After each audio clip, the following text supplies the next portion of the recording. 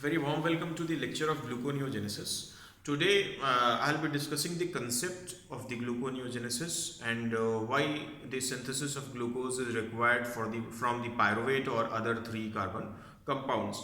There are certain tissues and organs in our body which require continuous supply of glucose from the blood. That is, glucose from the blood is the sole source of the energy in all those cases. Like erythrocytes require continuous supply of glucose, the testis requires continuous supply of glucose from the blood, our brain requires continuous supply of glucose from the blood. So all these tissues need regular glucose. So what happens exactly is when we are on fast, longer fast, like 8 hours or more than 8 hours, or there is a gap between meals. If the gap between the meals, like the breakfast and the lunch, or the breakfast lunch and dinner is long, in that case there is depletion of glucose in the blood, right?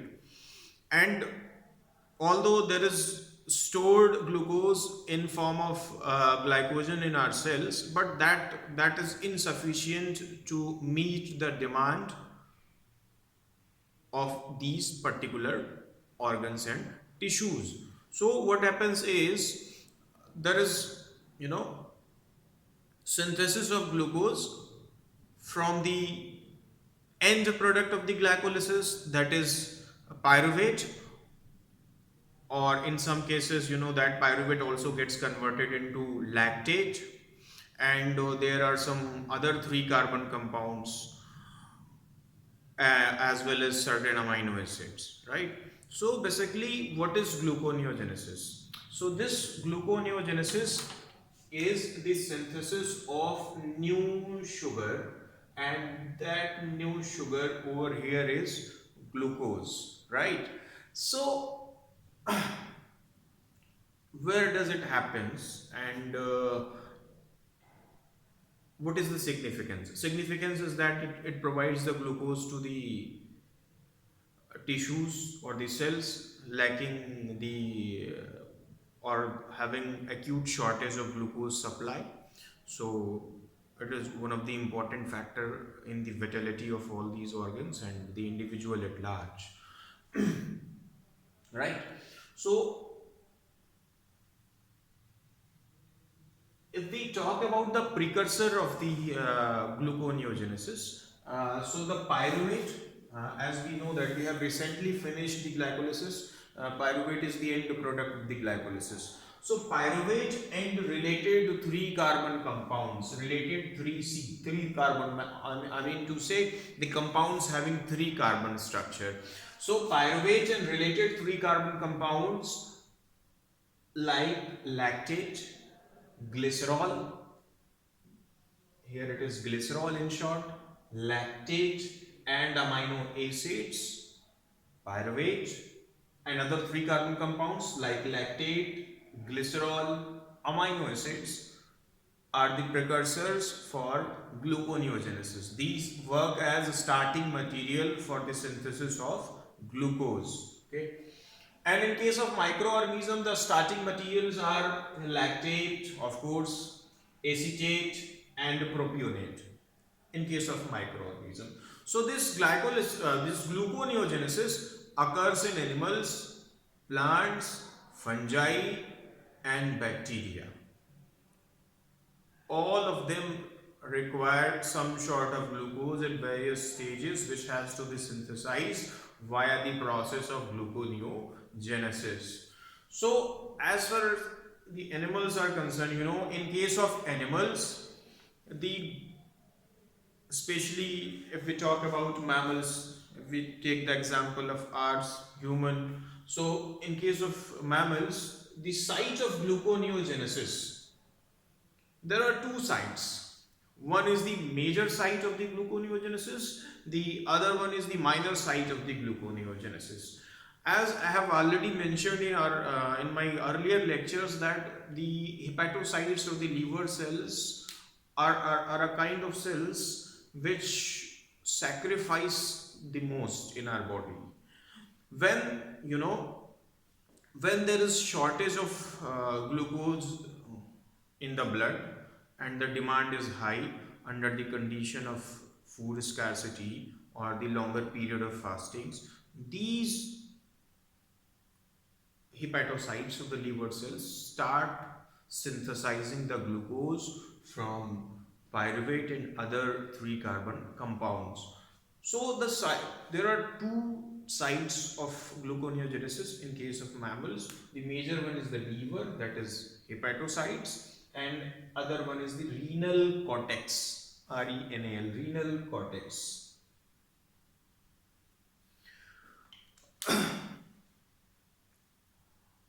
So what exactly happens over here? Suppose you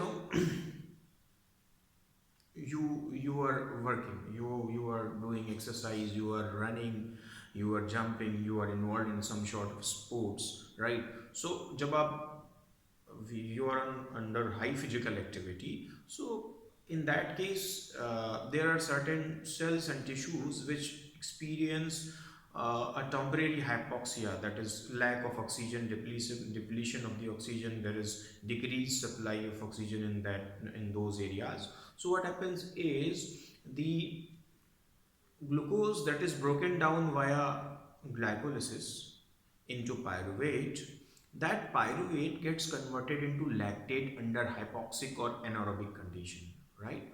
So what happens is this lactate from the muscles is transported to the liver, where this lactate gets converted into glucose via the process of gluconeogenesis, and that glucose is returned to the skeletal muscle or the corresponding muscle.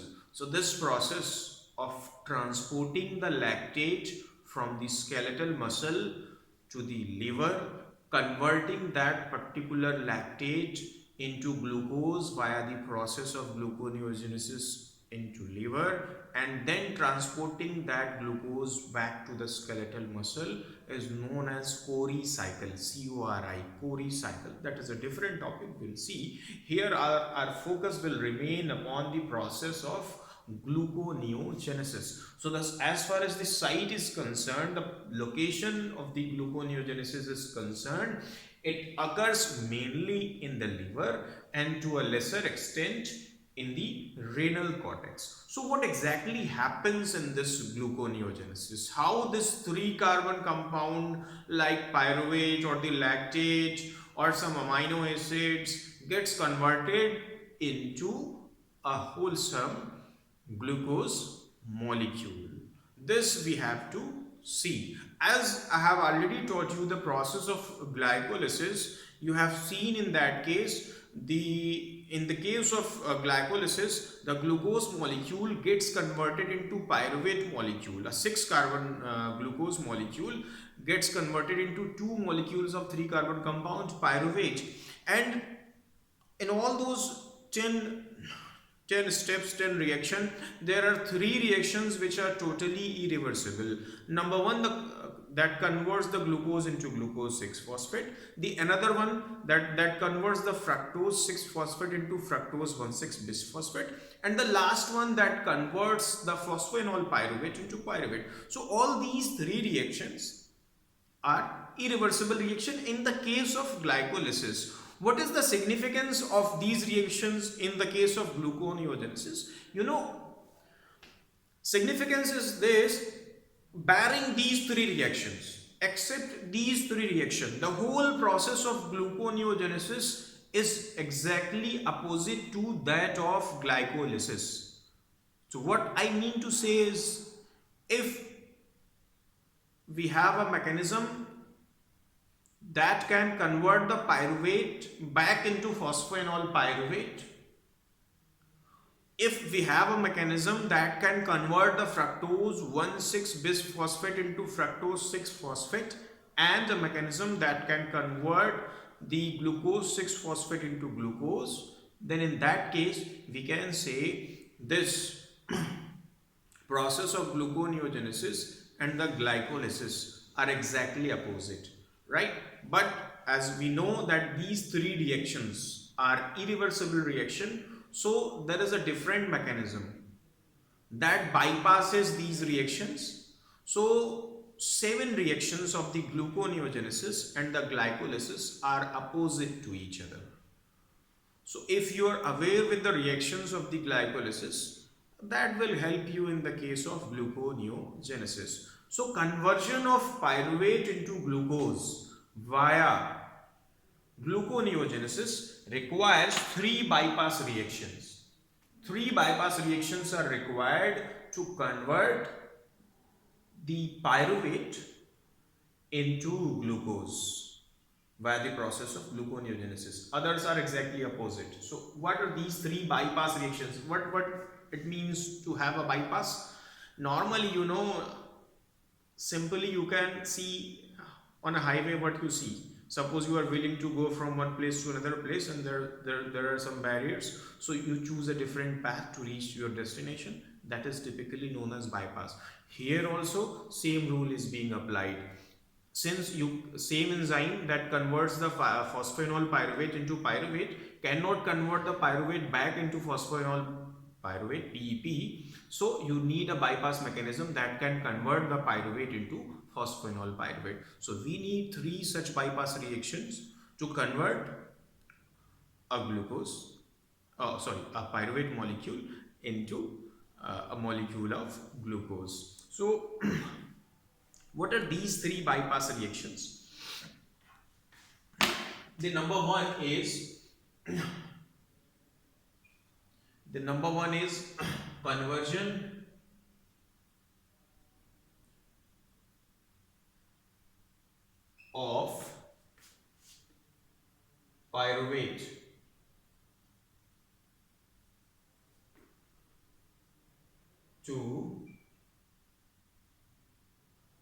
of pyruvate into phosphoenol pyruvate via oxaloacetate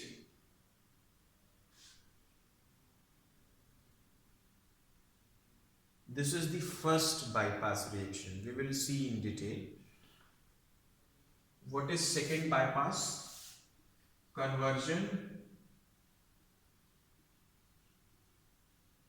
of fructose 1,6-bisphosphate, BP I am writing here, BP, into fructose 6-phosphate is the second bypass, right? And conversion of glucose 6-phosphate into glucose is the third bypass.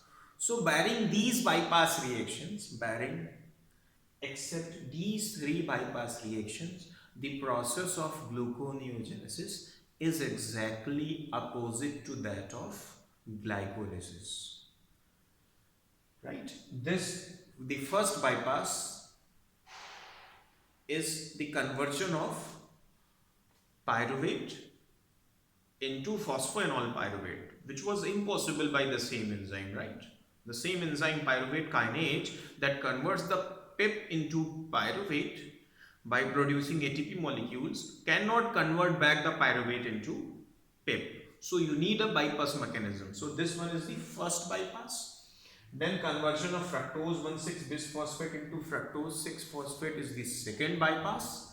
And then conversion of glucose 6-phosphate into glucose is the third bypass. So you need to remember these three bypass reactions and other 7 reactions of the opposite reactions of the glycolysis. You will have your pathway of gluconeogenesis. So in the next lecture, we will see the detailed pathway of the gluconeogenesis. Right? Thank you.